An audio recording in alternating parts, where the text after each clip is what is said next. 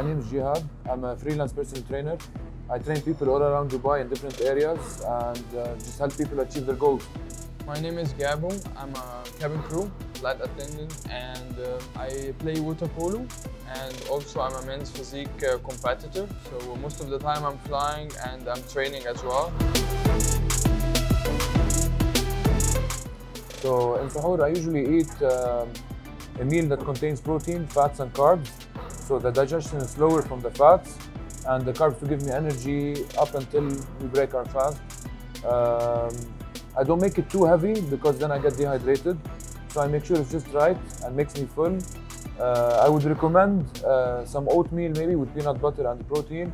That will keep you full for a while. What about you?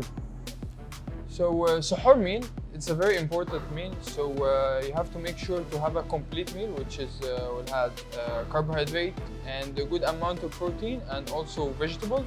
And don't forget about the yogurt and a good amount of water to stay hydrated. That's it.